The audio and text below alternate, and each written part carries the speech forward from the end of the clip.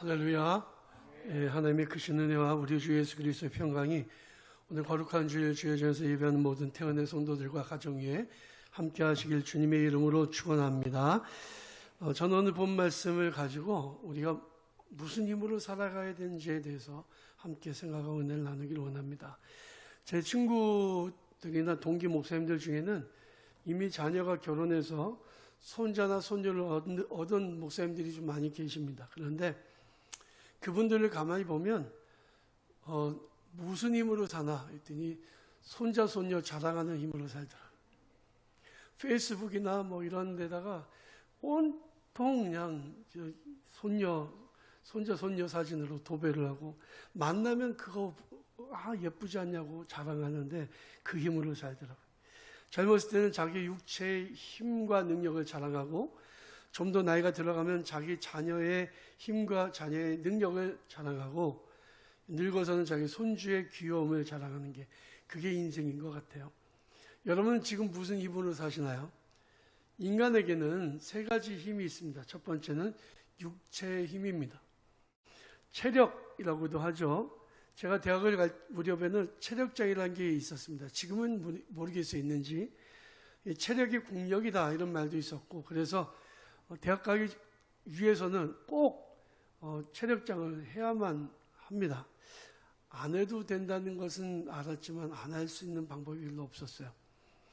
그래서 이제 100m 달리기 몇 초에 들어오는지, 또 1000m를 오래 달리기, 턱걸이하고 윗몸 일으키기 뭐 이런 종류의 체력 시험을 봅니다. 기준에 다 들어오면 20점, 체력장 시험을 안 보면 16점.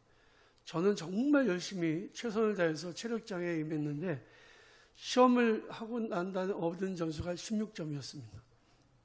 안 해도 되는 건데 한 거죠.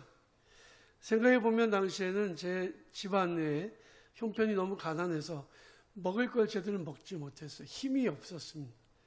체력이 좋을 수가 없었죠. 저는 그때 나는 원래 체력이 이렇게 약하구나 이런 생각을 했는데 군대 가서 보니까 아니더라고요. 군대 가서 아침, 점심, 저녁 꼬박꼬박 규칙적으로 먹으니까 남들보다 더 군대 생활을 잘했습니다. 구보도 잘하고요. 군 생활을 아주 잘했습니다. 체력은 무엇에서 오느냐? 밥 힘에서 나오는 거죠. 잘 먹으면 힘이 좋고 체력도 좋습니다. 육체의 능력도 사실 무시할 수가 없습니다. 정말 중요하죠. 건강한 육체를 가지고 있으면 우리 생각보다 더 큰 일을 할 수가 있습니다. 그래서 건강하게 사는 게 중요하고 육체의 힘을 기르는 것이 중요합니다. 육체의 능력은 정신력하고도 연결되기 때문에 정말 중요한 거죠. 몸이 갑자기 아프거나 문제가 생겼거나 그럴 때 갑자기 자기의 체력만으로 감당할 수 없는 일이 생기게 되면 그때 이제 정신력을 사용하게 됩니다. 육체의 한계를 경험하게 되면 마음에도 어려움이 찾아오게 되죠. 그래서 사실 육체의 힘을 기르는 것은 중요합니다. 건강한 육체에서 건강한 정신이 나온다는 말이 있잖아요. 그래서 육체의 힘을 키우기 위해서는 뭘 하는 게 중요하냐? 정기적으로, 규칙적으로 운동하는 게 중요합니다. 저는 규칙적으로 하는 운동이 숨쉬기 운동밖에 없는 것 같아가지고 좀 하려고 하는데 쉽지는 않아요. 학자들에 따르면은 사람이 건강하게 살려면 일주일에 3번은 규칙적으로 30분 이상씩 땀을 흘리는 운동을 해야 된다라고 말을 합니다. 매일 걷든지 수영을 하든지 등산을 하든지 자전거를 타든지 자기 몸에 맞는 운동 방법을 찾아서 하루에 30분 이상 땀을 낼 정도로 운동을 하면 체력이 길러진다는 거죠. 그러면 면역력도 좋아지게 됩니다. 한 발로 서기 그 검사를 해보면 한 발로 이렇게 그 정해진 시간 안에 서 있지 못하면 이 사람이 10년 안에 죽을 확률이 훨씬 더 높다는 게 뉴스에 나온 것을 본 적이 있습니다. 숨쉬기 운동만 하지 말고 규칙적으로 운동하는 것이 중요하죠. 체력을 키워야 주님의 일도 잘할 수가 있습니다. 두 번째 힘은 바로 정신의 힘, 정신력입니다. 사람들에게는 체력만 있는 게 아니라 정신력이 있는 거죠.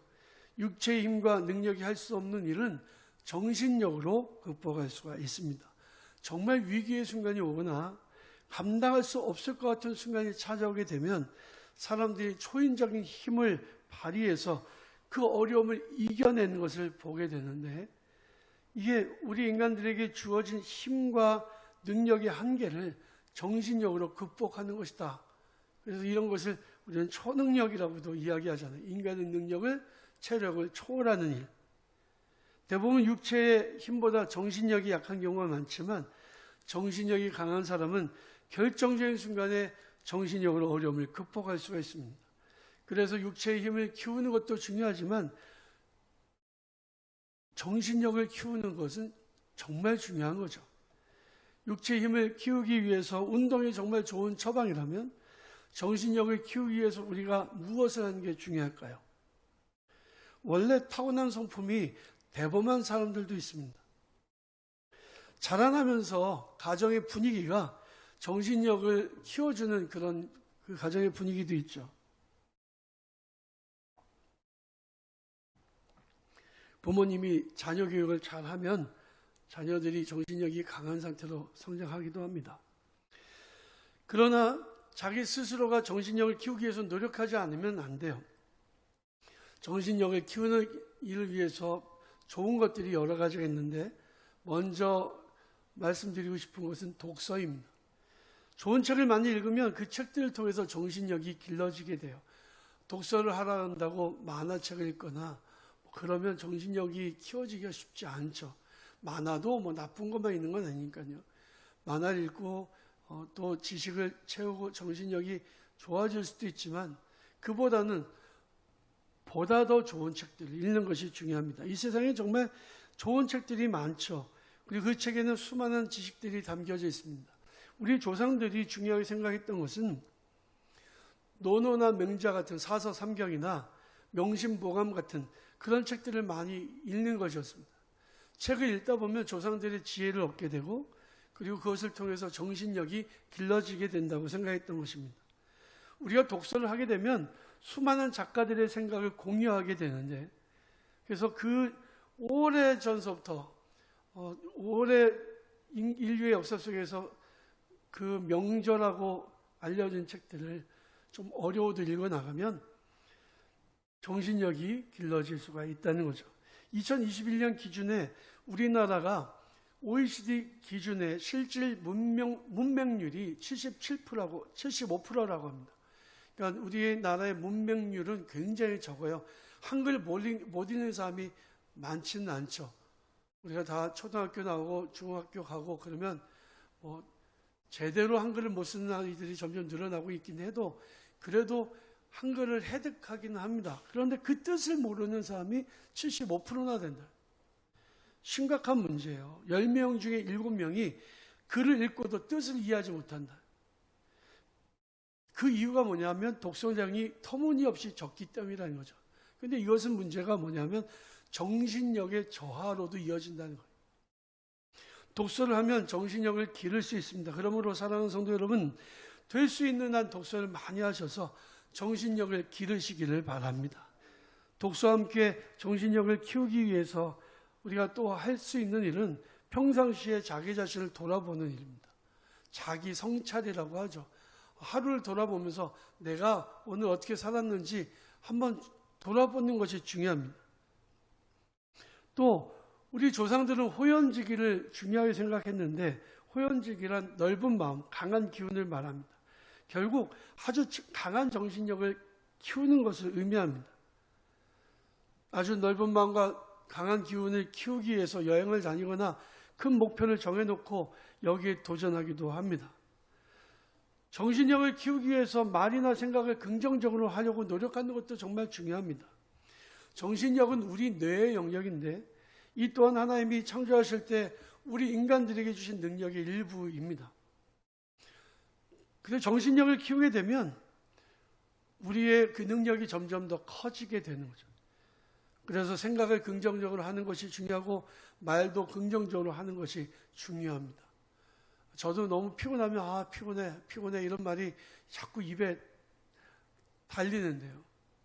제가 어느 순간 깨닫고 이 피곤해라는 소리를 하지 말아야겠구나 생각을 하고 나니까 피곤하던 몸이 좀 좋아지더라고요. 우리의 뇌는 우리의 말에 영향을 받습니다. 우리가 하는 말에 속습니다. 힘들다고 말하면, 어렵다고 말하면 힘들고 그 어려움이 끝이 없어집니다. 하지만 좋다고, 행복하다고, 즐겁다고 말하면 뇌도 그대로 받아들이게 된다는 거죠. 적극적인 자기 쇠뇌, 적극적인 그런 자기 정신을 개조하는 것이 정말 중요하죠. 그런데 우리가 알아야 될 것은 이런 정신의 영역을 영적인 일로 오해해서는 안 된다는 거예요. 미국의 조엘 오스틴 목사나 로버트 슐러 목사가 강조한 것이 뭐냐면 적극적인 사고방식입니다. 긍정적인 마음입니다. 이 적극적인 사고방식이나 긍정적인 마음은 결국에 우리의 정신의 영역에 관한 것을 이야기하는 거예요.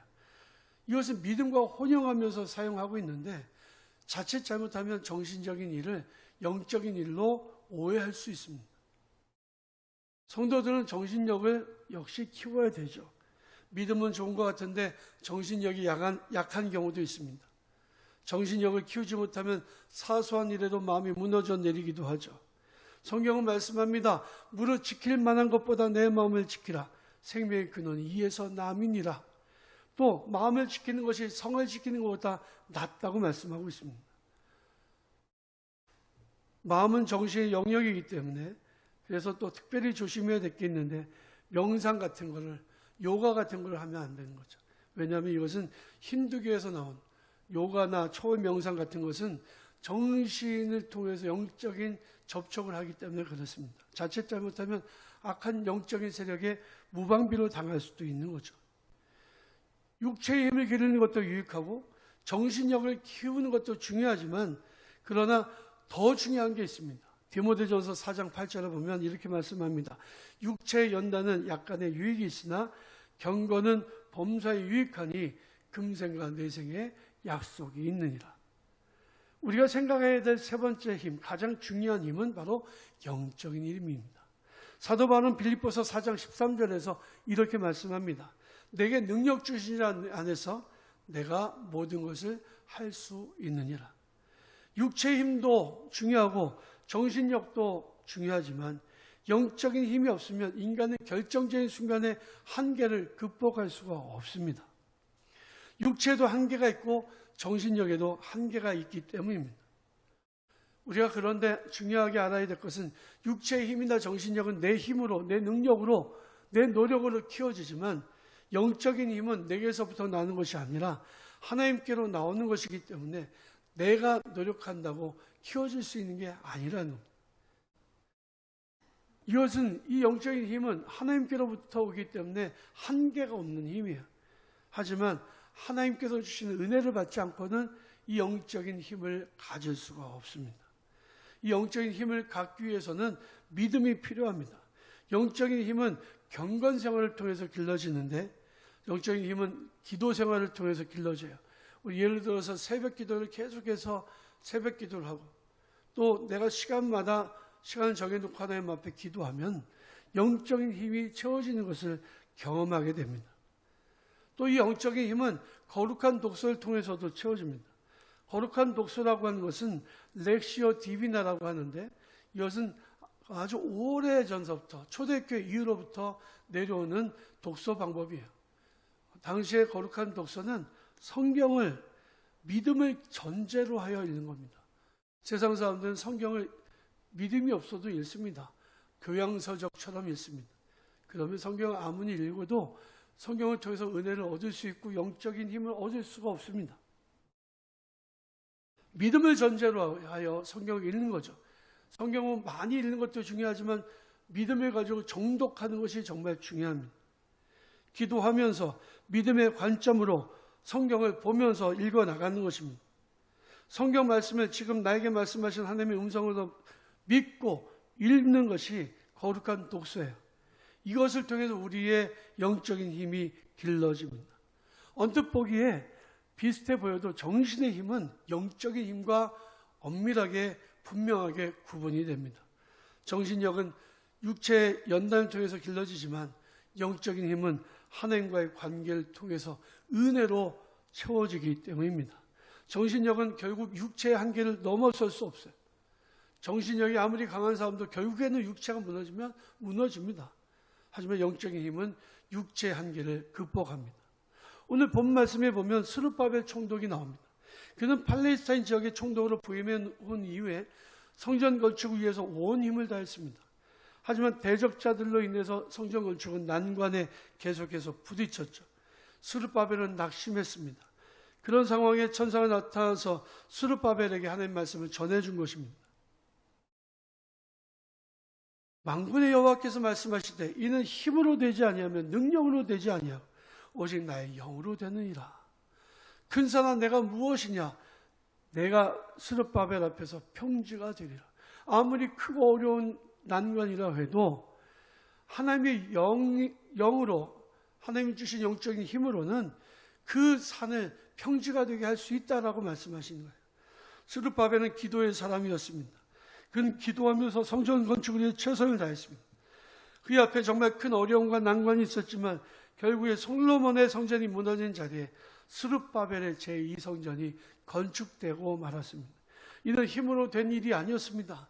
능으로 된 일이 아니었습니다. 영적인 힘으로 된 일이었습니다. 사실 스룹바벨 총독뿐만이 아니라 성경에 나오는 수많은 믿음의 사람들 모두가 다 육체적으로도 분명한 한계가 있었던 사람들입니다. 정신력으로도 분명히 한계가 있었던 사람들입니다. 하지만 그들 모두가 기도의 사람이었고 하나님께로부터 어느 영적인 힘을 얻어서 자기에게 주어진 사명을 잘 감당하고 하나님께 영광을 돌려드렸던 사람들이었습니다. 사랑하는 우리 태연의 성도 여러분, 육체의 힘을 키우는 것도 중요합니다. 열심히 운동하시기 바랍니다. 정신력을 키우기 위해서 좋은 독서도 많이 하시기 바랍니다. 그런데 더욱 힘써서 육체의 힘, 정신력뿐만이 아니라 영적인 힘을 키우시기를 바랍니다. 성전 미문 앞에서 베드로와 요한이 나면서부터 걷지 못했던 장애인에게 한 말이 있습니다. 은과 금은 내게 없거니와 내게 있는 것을 내게 주노니 곧 나사렛 예수 이름으로 일어나 걸어라. 은과 금은 나의 육적인 힘이나 정신력을 의미한다면 나사렛 예수의 힘은 영적인 힘을 의미합니다. 사랑하는 성도 여러분, 어렵고 힘들 때 결정적인 위기의 순간에 영적인 힘이 있으면 그 모든 어려움을 이기고 나의 사명을 잘 감당할 수 있습니다. 이 한 주간 동안 여러분 영적인 힘을 기르기 위해서 더 열심히 기도하시고 그리함으로 여러분들의 삶 속에 큰 산이 평지가 되는 놀라운 기적이 일어나는 복된 삶을 살아가시기를 주님의 이름으로 간절히 축원합니다.